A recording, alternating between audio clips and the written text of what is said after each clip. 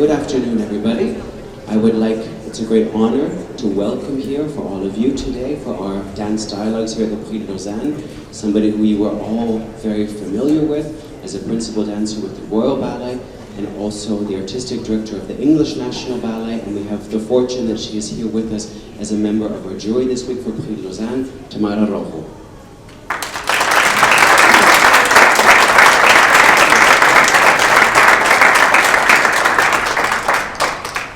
Hello, good afternoon. I just want to take this opportunity to talk very briefly about my career and to use it as an example of how you should choose your pattern, your own pattern of career, and how you should choose the companies that you want to work with and the schools that you want to go to. So I started in a very small school. It was my normal school, and I did class twice a week. And then I found out that there was a more professional ballet school, who was Victor Yante. And so I started to take classes there every day, and then he opened a company. And it was a very small company. It was a company that basically performed in Spain, touring around. We were 20 dancers. The repertoire was balancing, Hans van Manen, Rudy van Dansen, a lot of Victor, and eventually we did a little bit of classical ballet. But my training really was not a classical training at all. The good thing about being in a very small company is that I became a principal ballerina within 1 year of starting in the company. So I started at 17, and by 18 I was the principal ballerina of the company. That gave me a huge amount of experience on stage. I was leading a company at 18.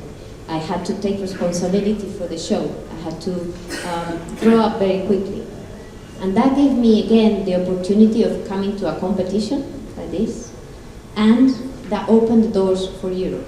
Like, this competition is going to open the doors for many of you. And then it was a question of, what do I do next? There was the possibility of going to some of the very glamorous companies that I've always wanted to be a member of, but for which I was not ready at all, because I had never done any classical repertoire. Or I could go to something smaller, where someone could take time to teach me how to dance this repertoire. And I chose the second, because my father told me it's better to be the head of a mouse than the tail of a lion. So I decided that I was always going to be the head of a mouse. And I went to Scottish Ballet. Again, a small company, but that had the repertoire that I wanted to learn. And in the first 6 months, I learned Nutcracker, Swan Lake, La Sylphide de Bournonville, and Romeo and Juliet by John Cranmer. It was the most exciting half a year of my life. I had the luxury of having people spend hours and hours teaching me things that everybody else knew already, like gestures, like how to say you and I and love. I've never done this. You don't do this in Hans van Manen. You don't need it. So I learned a lot. And then from there, the director that I joined the company with, Galina Samsova, left. So again, I had to move on. And I decided that I was ready to go to something a little bit bigger. And so I went to English National Ballet as a soloist, even though I had been a principal dancer for almost 3 years now. But I realized, okay, I have to take a step down to move a step forward. And again, it was the perfect company for me at that time, because it was a medium-sized company that did over 140 shows a year, which meant when we went on tour, we were doing 11 Sleeping Beauties every week. Guess what happens? You get opportunities. You can go on stage. When you do 62 Sleeping Beauties in 1 year, eventually you're gonna make it. Eventually you're gonna do 1 show. And if you do it well, you do 2. And if you do it well, you do many. So I stayed there 3 years to learn all of the repertoire. Also, things were created on me. I made it to principal ballerina very fast, because when you have lots of shows, they need people that are hungry and that want to learn. And then eventually I realized, okay, I'm ready now for a bigger step, for the glamorous step, for the company that I always wanted to be, but I was not ready. And so I stepped up and I went to the Royal Ballet. The reason why I'm saying this is because when you choose a company or a school, you cannot choose with your heart. You have to choose with your head. You have to look at yourself in the mirror and be honest, as painful as this might be, and say, who am I now? And who what I want to be in 10 years' time? So I wrote a few things that you need to consider when you consider about a company.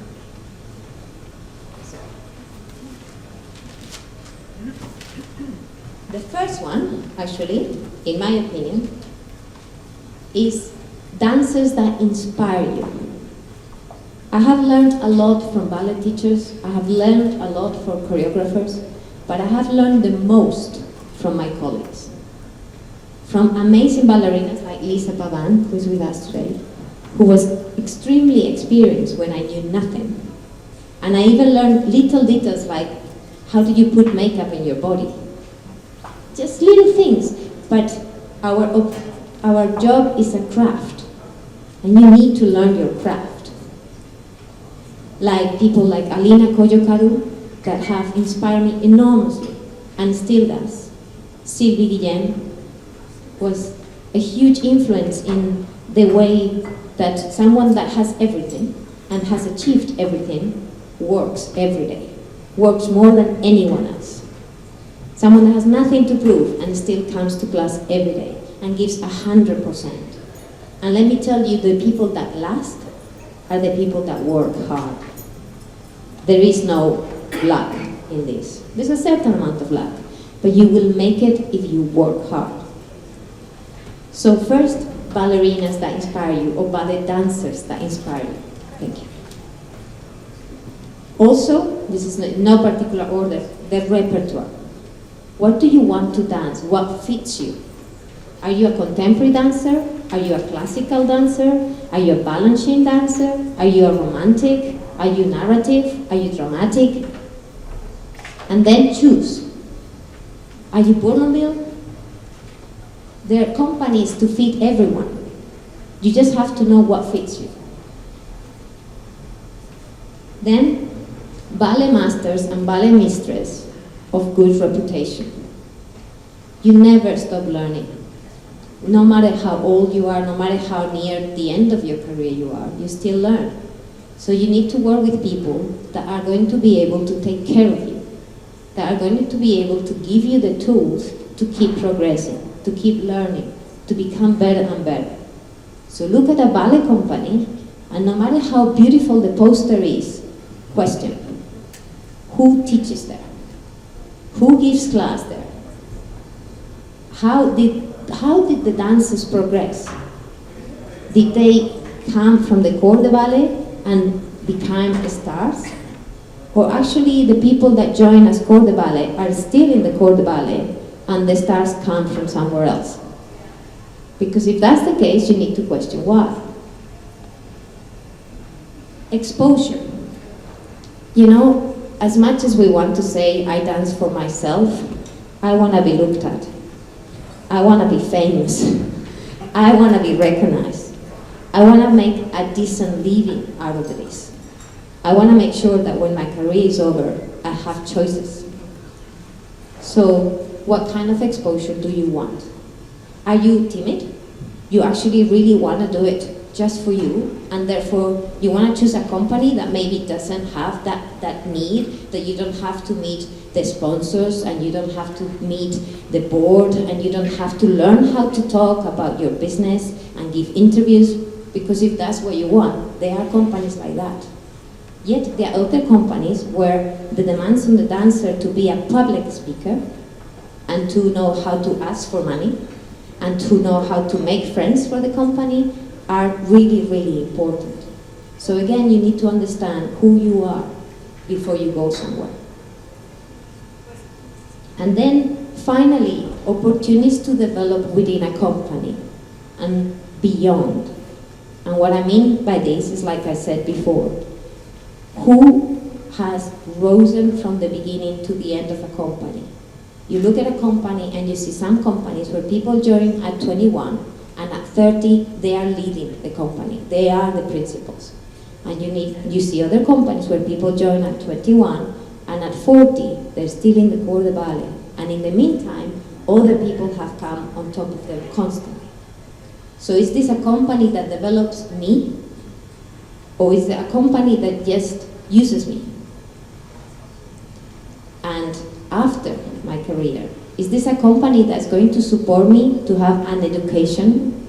Is going to support me to recycle, to retrain, to find a new career, a new inspiration, a new way of having a living? Or is it a company that when my career is over doesn't really want to know? So that's all I want to say is be pragmatic, be clever, be strategic. As much as you might love something, you might have to wait for it until you are ready, or until you know how to get the best out of it. Be ambitious, always, but be honest with who you are. And that I don't mean put yourself down, never put yourself down. And you can have big dreams, but as I said, you have to choose when to make the step, when to bring yourself up, when to be ambitious, when to make the call. Don't make the call when you're injured or when someone has fired you. Make the call when you just did the opening night of something and you're all over the papers. That's when you make the next call. And last but not least, no matter what happened, don't close doors behind you. This is a very small world, and you should use this opportunity that you have now to make friends and to make connections. Because I have found all of the people that were in my competition throughout my career.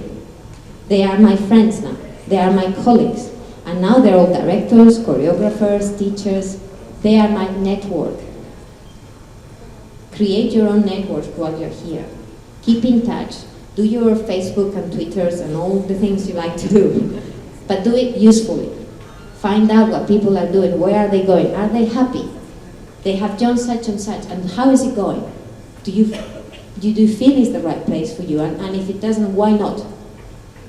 Take information from each other and help each other. Because the truth is we don't compete against each other. We all are here to support each other. As I said, the people that have helped me the most were the ballerinas that, in theory, were my competitors. In theory, wanted the same roles I wanted. They are the people that have learned the most. And I've talked a lot, but I don't know if there's anything else. No, I think you've provided some incredible knowledge and information here for the whole generation that's here at the competition.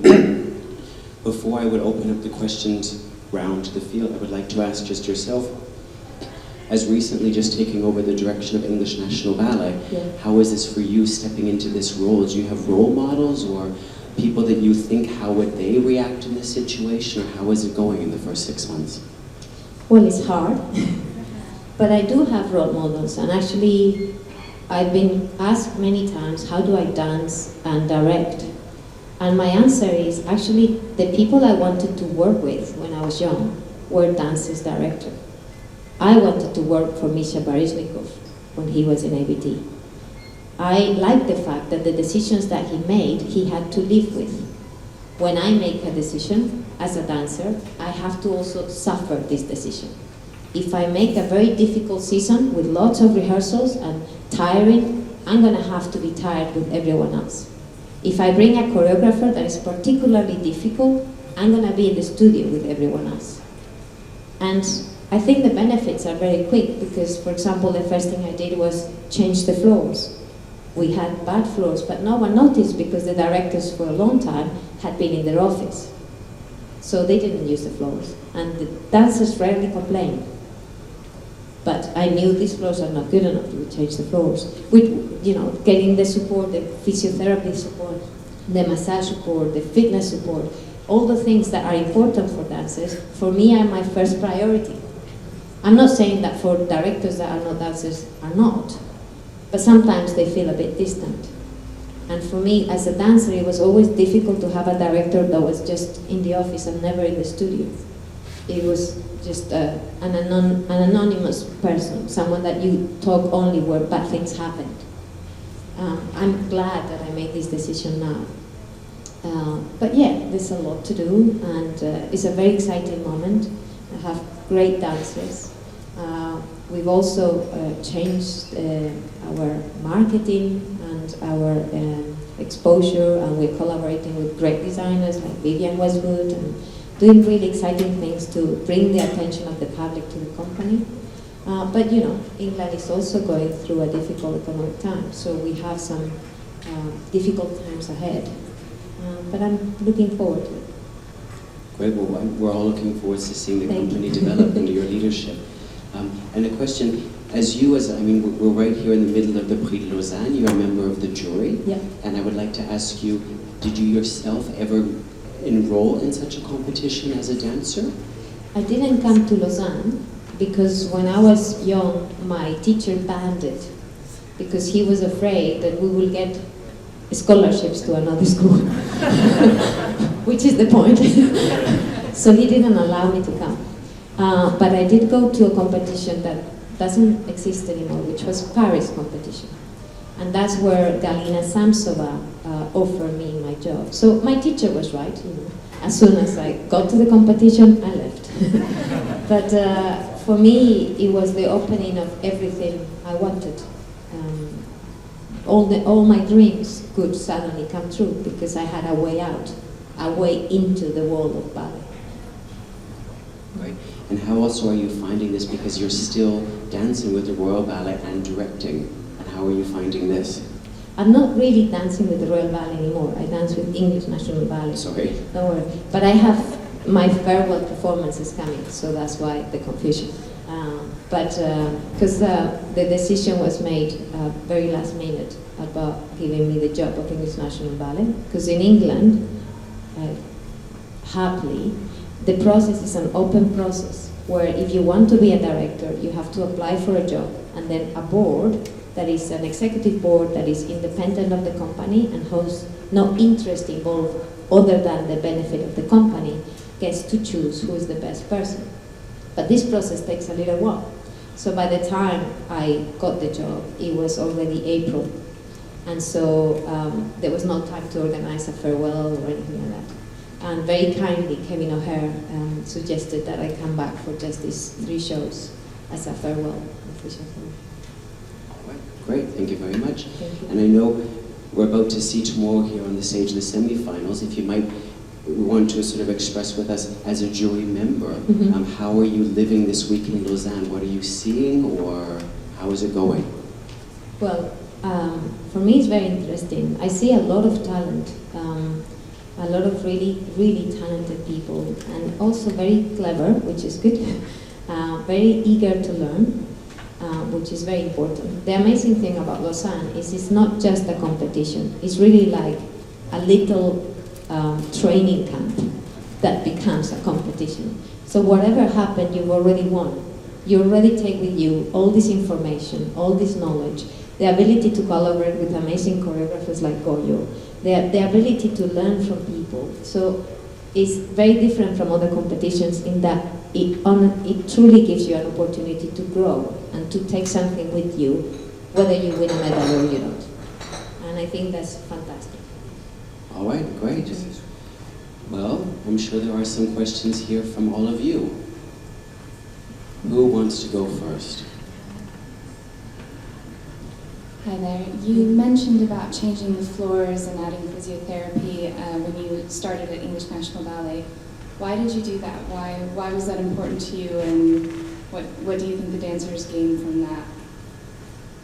Well, I think we know more and more the scientific reasons behind things. The way that dancers grow is obviously related to the teaching, but it is also related to the right floors, to the right physiotherapy, to the right strength and fitness trainer, to the right nutrition, to the right, just like it showed in the Olympics in England. Suddenly England was winning medals all over the place. Why? Because they invested in the athletes. They invested in their support team. They invested in having good trainers, good nutritionists, good physios. I want the same for my dancers. And I don't want it once every 4 years. I want it all the time. So I think it's what they deserve. And I think it's my duty to give it to them. Any more questions from the floor? Do you think the world of ballet and dancing is more competitive these days than 20 years ago when you started?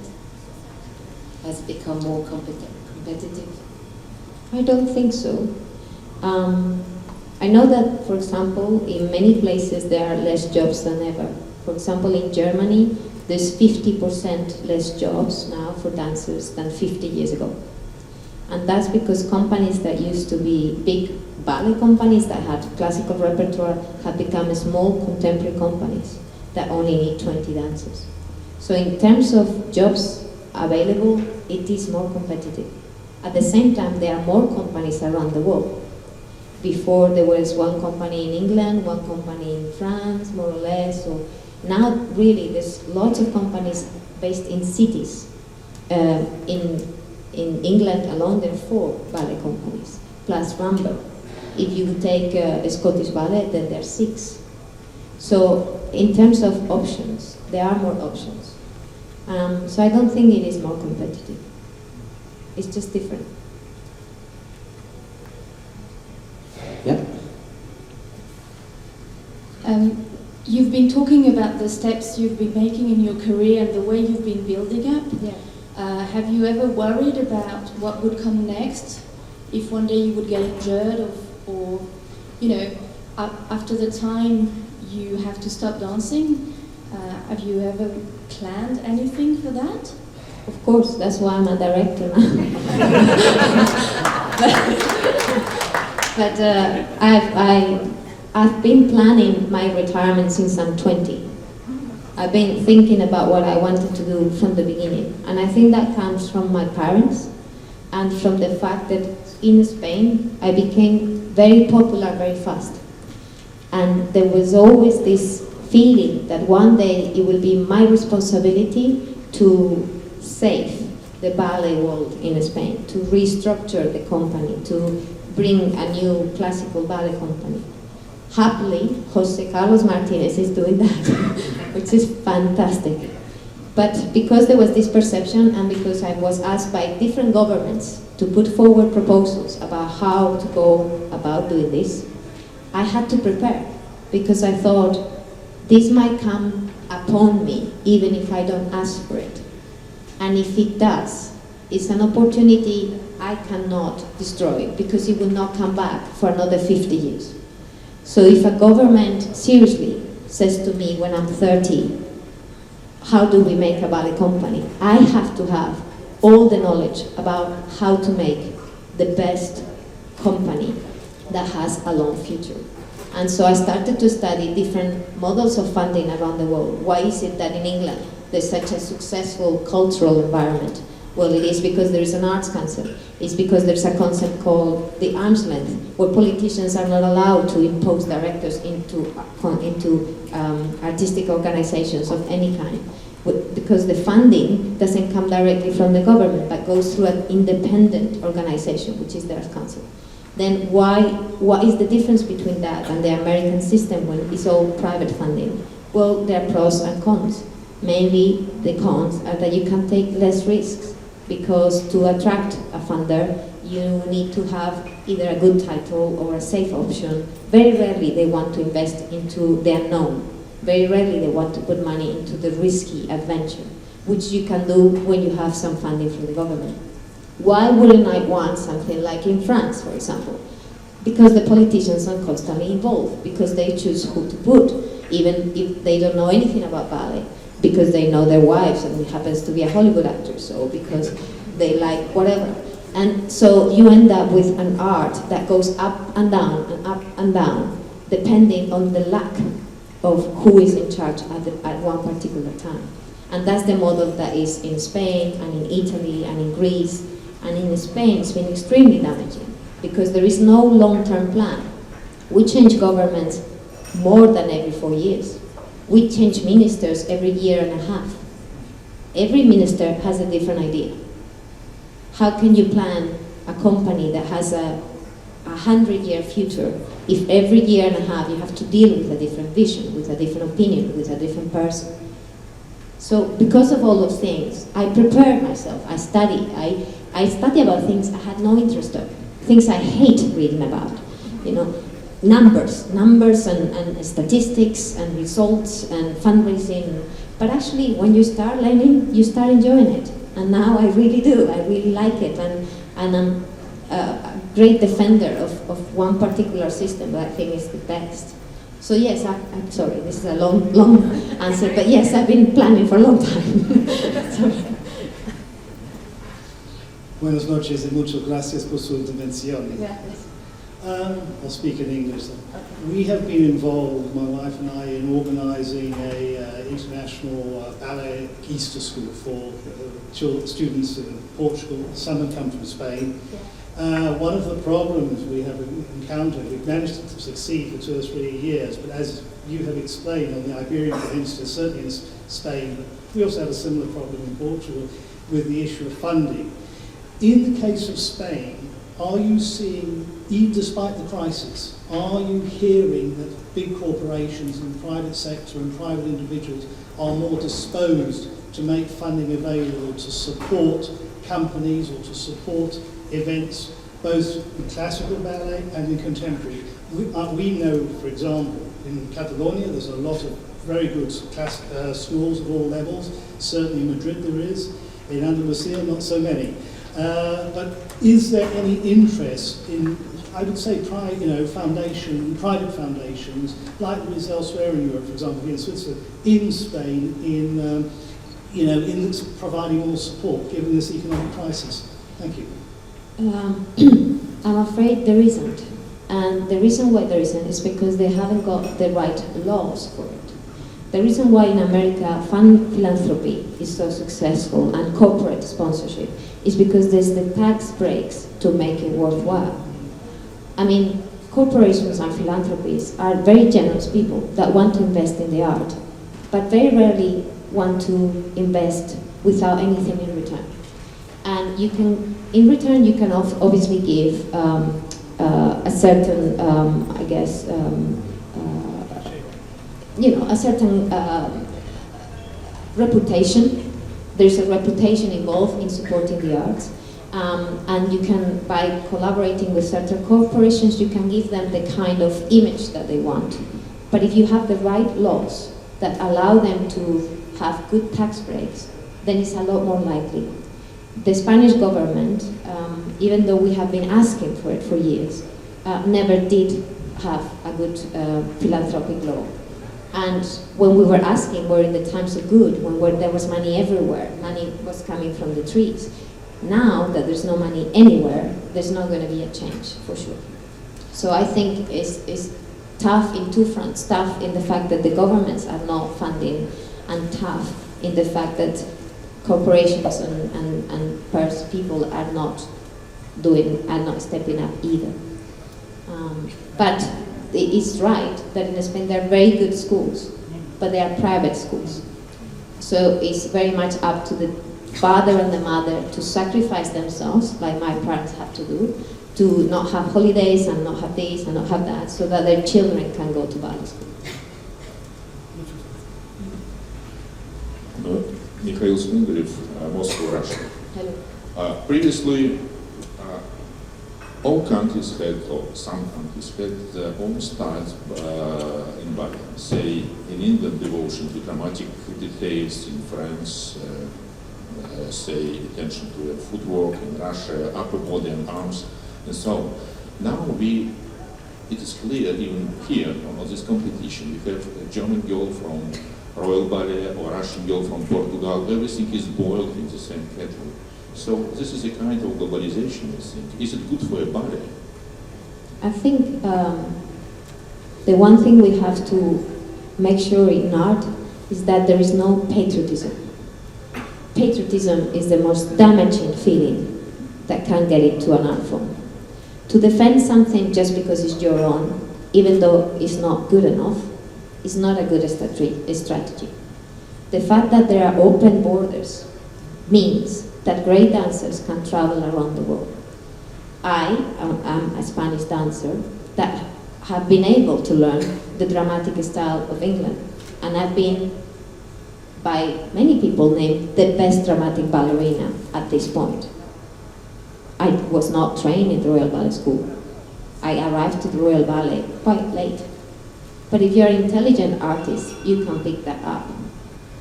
What maybe is up to the companies is to make sure that they have a clear definition of what they want to achieve.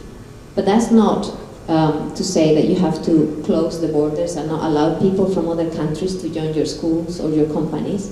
It is just to say that artistic directors have a responsibility to define what style they want to see in the company and to make it clear to the ballet masters and ballet mistresses so that it is consistent. It is also true that now companies have repertoire from all over the world.